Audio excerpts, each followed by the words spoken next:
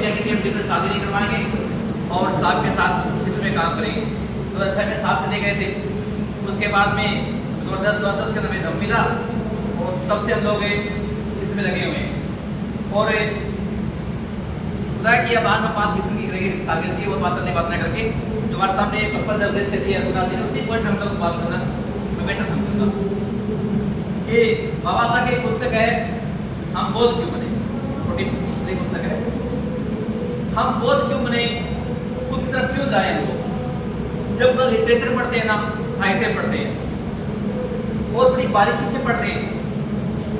मैं तो व्याख्या कर रहा हूँ, मैंने पूरे सेंटेंस को, पूरे वाक्य को बड़ा ही बारीकी से अध्ययन करता हूँ। किसने लिखा, क्यों लिखा, कब कहा, किस अवस्था में कहा गया ये वाक्य, तब जाके हमें धर्म समझ में आता है, खुद का मत समझ में आता है। तो बाबा साहब की पुस्तक लगी हम बोध क्यों बने, उससे पूर्व हमें पुस्तक में कुछ बातें मिलती है कि ये भारत भूमि लगभग 2500 समय से पहले, ये बुद्ध के काल से पहले ही ये पूरा भारत पे शासन रहा। वो लोग थे नागवंशी, नागवंशी लोग शासन रहा। नागवंशी लोगों के बाद में यह शासन रहा वो रहा नंदवंश का। किसका रहा जी? नंदवंश का रहा। नंदवंश के बाद में शासन रहा किसका रहा? मौर्य काल का रहा। अब नागवंश, नंदवंश और मौर्य वंश, जब तीनों की कंटिन्यू स्टडी करते हैं और पॉइंट टू पॉइंट पढ़ते हैं तो इस प्रबुद्ध भावबुद्ध को का जब ज्ञान चर्चा होती है, बुद्ध की मार्ग की चर्चा होती है, अभी सर ने बताया कि हमारा धर्म नहीं है, हमारा धम्म है। धर्म नहीं है, धम्म है। धम्म का अर्थ क्या बताया बाबा साहब ने? एक बाबा साहब की सबसे बेहतर बुक कहेंगे जिसका मैं लगभग 600 पेजेस में मुराद जी, और शायद मैं भारत का पहला हूँ जिसको 600 पेज की किताब मुझे कंठस्थ याद है।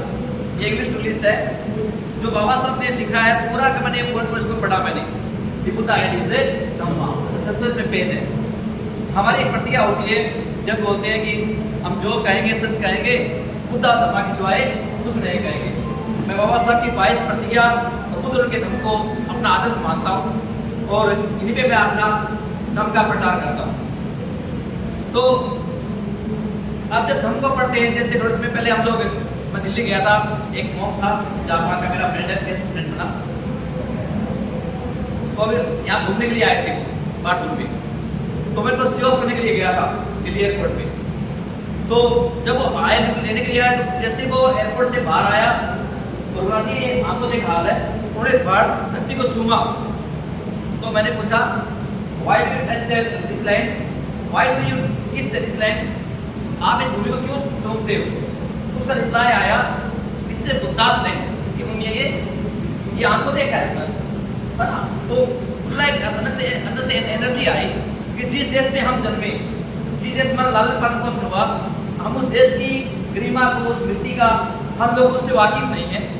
जो विदेशी लोग आकर के एक फॉरेन से आकर इस भूमि को नमन करता है, इस भूमि को चूमता है, तो हमारा जो सर गर्व से ऊंचा हो जाता है। फिर बार बार बाबा साहब की याद आती है, उन्हें नमन करते हैं कि हमारे महापुरुष ने हमें खुद का मार्ग बताया। बाबा साहब ने एक पुस्तक लिखा है कि मैं 2 साल अगर मुझे वक्त मिला तो मैं पूरे भारत को बुद्ध में भारत बना दूंगा। तो बाबा साहब ऐसी क्या प्लानिंग थी, क्या उसकी थिंकिंग थी, कौन से बेस पे वो काम करना चाहते थे? क्या 56 के बाद में आज उसी पे ने काम किया क्या? जब पढ़ते हैं, पीछे पढ़ते हैं, काम हुआ थोड़ा बहुत हुआ, और इसी दौरान हमारे बीच में इसको समस्या आता है, हमारे बीच में कोई जागता है कोई महापुरुष से।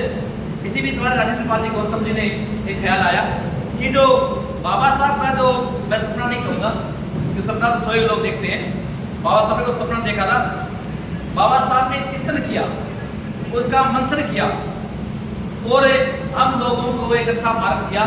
उसी बात को हमारे आदरणीय योग्य मंत्री साहब राजेंद्र पाल जी गौतम ने इस बात फिर से दोहराया अपने माइंड में।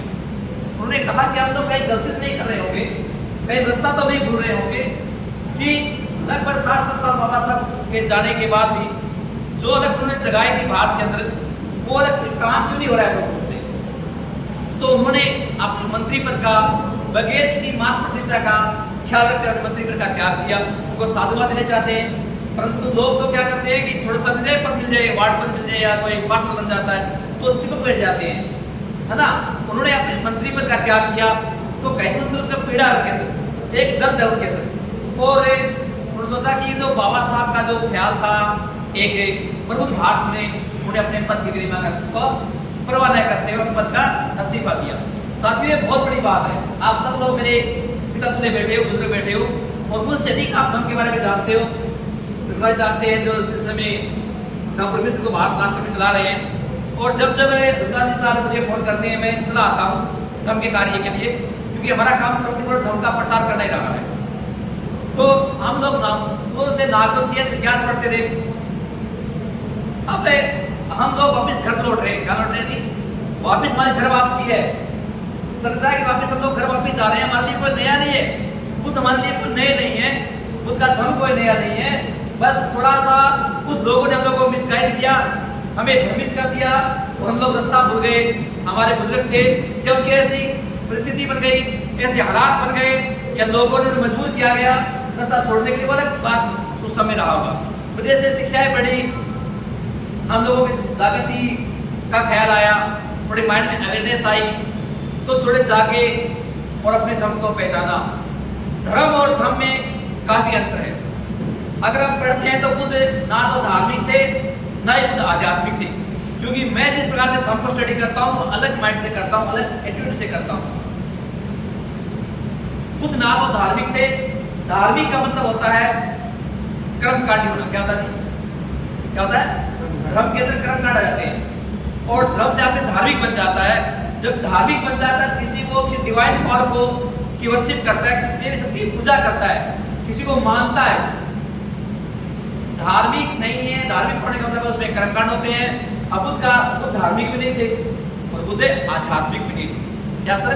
जानना बात को जब स्टडी करते गहराई से पढ़ते हैं तो और उसका पॉइंट पढ़ते हैं, उसके डीप पे जाते हैं, तो बुद्ध ना तो धार्मिक थे ना आध्यात्मिक थे।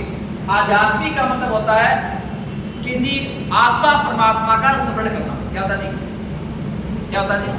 किसी आत्मा या परमात्मा को मान करके उसको स्मरण करना, उसे याद करना या मोक्ष और मुक्ति के लिए कोई प्रयास करना। क्या करना जी? हाँ, तो बुद्ध ना तो आध्यात्मिक ना ही धार्मिक है। फिर बुद्ध क्या है? बुद्ध वैचारिक है। क्या है जी? बुद्ध क्या है? बुद्ध वैचारिक है।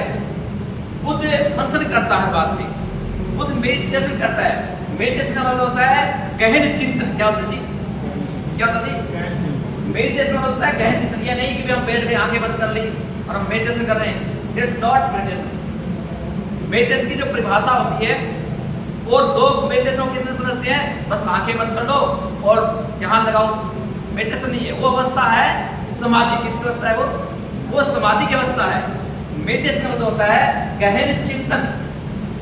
बैठ करके अपने पूर्ण होश हवास के साथ जब आप किसी बिंदु पर फोकस करते हो, किसी पॉइंट का आप उसका मंथन करते हो और किसी बिंदु पर उसको अपने कंसंट्रेट करते हो, एकाग्रचित होके, उसका नाम मेडिटेशन है। उसका नाम है वैचारिक। क्या जी? वैचारिक। और वैचारिक कौन सी? Positive thinking. कौन सी जी? Positive thinking. तो बुद्ध थे वो वैचारिक थे। बुद्ध ने विचारों पे काम किया है। जब इसको अध्ययन करते तो हमारा जो बाबा साहब ने पूरा मंथन किया, पूरा स्टडी किया, और लगभग बाबा साहब स्टार्टिंग से बुद्ध के मार्ग पे आ गए थे। किताबें लिखी उस समय से उनकी जो बुद्ध की बायोग्राफी को मिली, बुद्ध का जो चरित्र उनको मिला था, उसमें बदल गए थे। परंतु उन्होंने लगभग 21 साल तक अध्ययन किया और 5.5 साल बाबा साहब लिखने में लगे। कितने समय लगा थी?